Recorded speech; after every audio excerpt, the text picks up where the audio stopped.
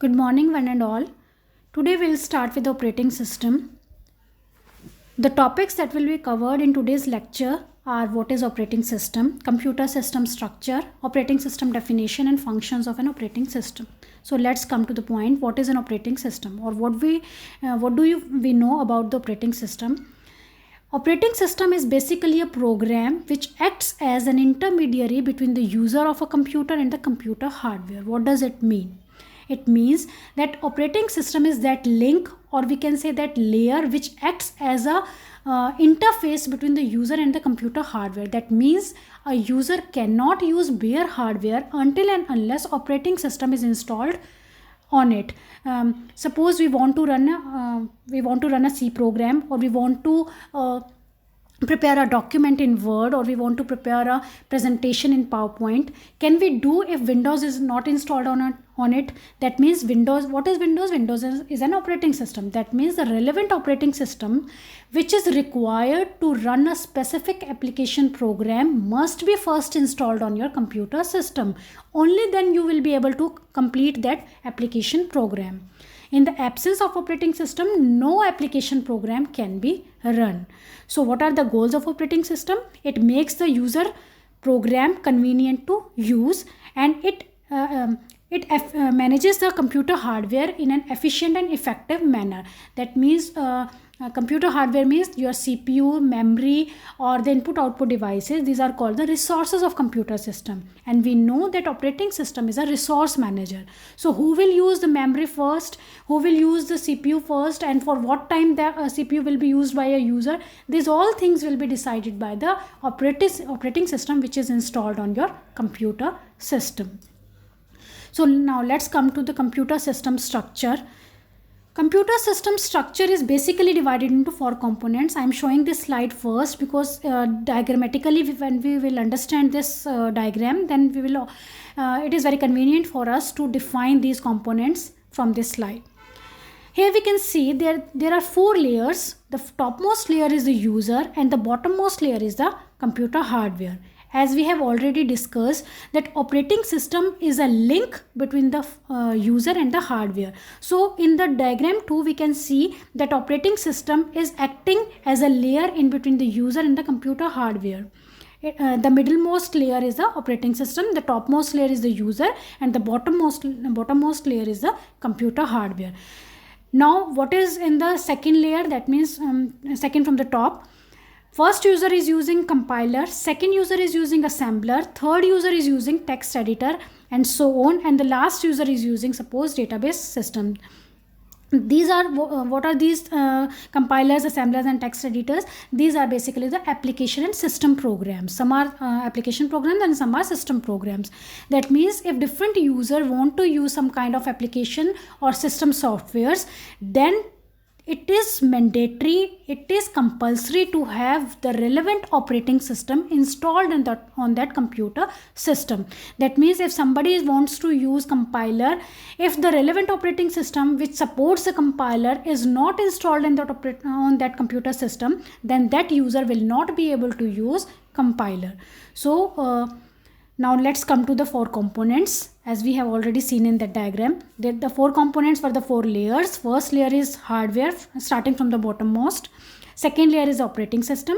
Third layer is application and system programs, and the fourth layer is a user, that is a topmost layer. Now we can easily define these layers. Hardware is any associated hardware like CPU, input output devices, memory, which are also called the resources of your computer system. And the second layer is the operating system, which actually controls and coordinates the use of these hardwares and application programs.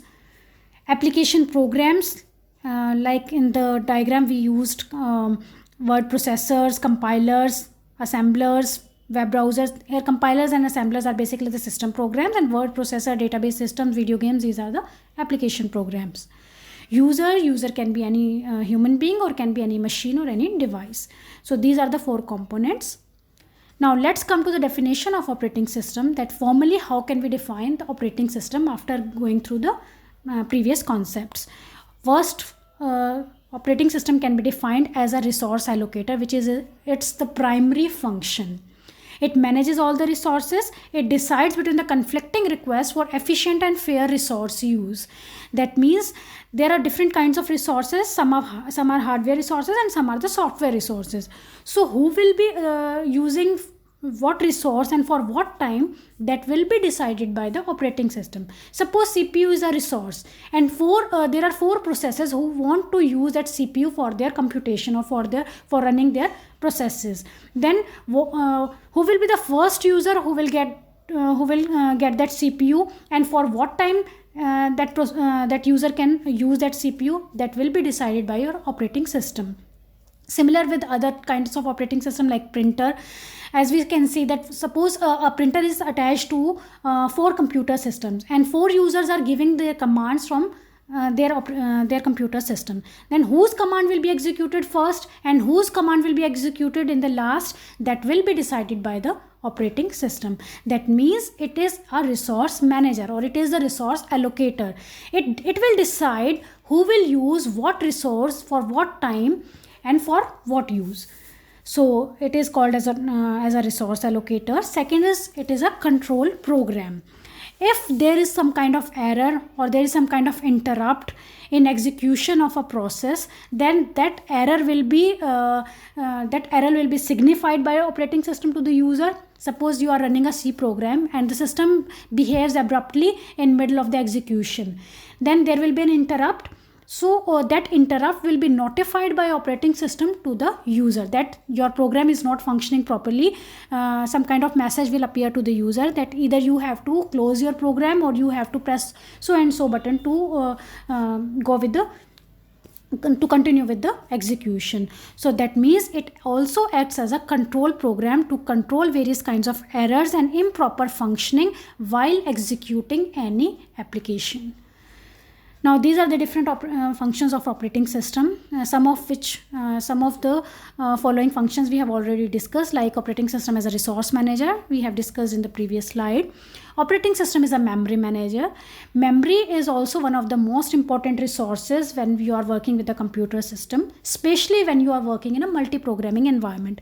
Multi-programming means you are not using a standalone, you are not dedicating the one system to a user.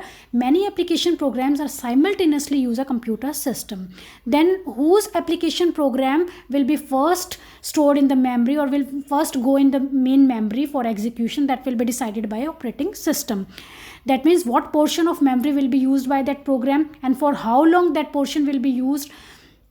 These are things will be decided by operating system. So we can say that it is also a memory manager. Next is process management. Every user program is called a process when it is in an execution state. That means if somebody is executing a program in C, somebody is using a Java program, somebody else is downloading a file from the internet. These are different kinds of application programs. So all these application programs must be brought into the main memory for execution. We already know that every program which is in the execution state must be first brought in the main memory. Only then it can be run. So which program will be first to bring in the memory and for how long it will stay in the memory, that will be decided by your operating system. So these programs are called processes. So that means operating system is managing the processes. Which process will be executed first, which process will be executed last, and which process will be executed in slots. So these things will be decided by operating system. So more detail we will cover about process management in our next unit. Next is file management. As we can see that different users use a computer system. So they also prepare different kinds of files which will be used later or currently while their execution. So these files how many how many types of files can be created, what are the file permissions, what are the access rights, who can use that file and who cannot use that file. These are called the access rights of the files. So all these file permissions will be decided by operating system. That means anything related to the management of the files will again be decided by the operating system. So here we can say that operating system is also a file manager. The more detail will be covered in the file management unit. Next is device management.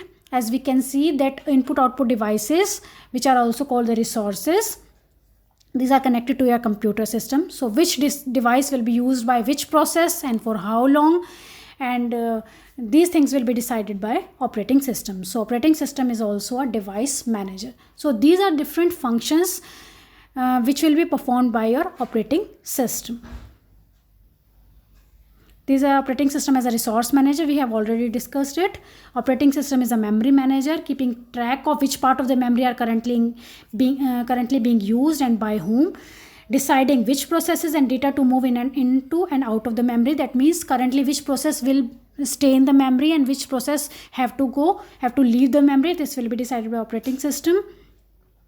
Providing the memory to process and also deallocate the memory from the process. If a process gets completed, then this will deallocate the memory from the process. Suppose execution of a process has come to an end, then that process has to leave the memory. So that will also be notified by your operating system. Process manager, what are the different functions related to process? Creating and deleting user processes, suspending and resuming processes. That means temporarily if you are not allowing a process to execute for some reason, that is suspension, and for after a later point of time if you are re-allowing that process to execute, that is resuming or resumption.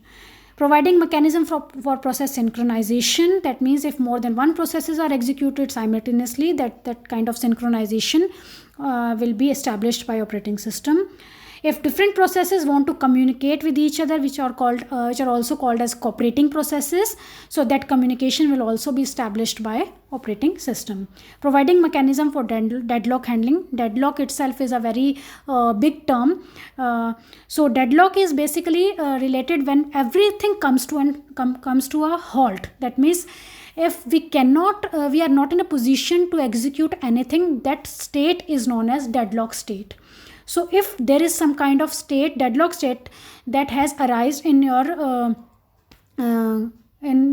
while execution of your processes, then that situation will also be dealt by your operating system. File manager, what are the different functions related to the files or the different activities? Maintaining directories and folders, saving a file, opening and closing a file, protecting files. So all these functions associated with the files will be conducted by the operating system. Device manager, device management tasks handled by operating system are open, close, write, device controlling software programs, communicate, control and monitor the device controlling software program. That means anything which is related to the device, opening a device, closing a device, communication of one device to another device, controlling or monitoring a device, these are the functions which are associated with the device and input output device. So these functions will also be conducted by your operating system. So that's all for today. In our next series of lectures, we will discuss all these functions in detail. Each and every topic has a different unit in operating system. Like memory management, we have a separate unit for memory management.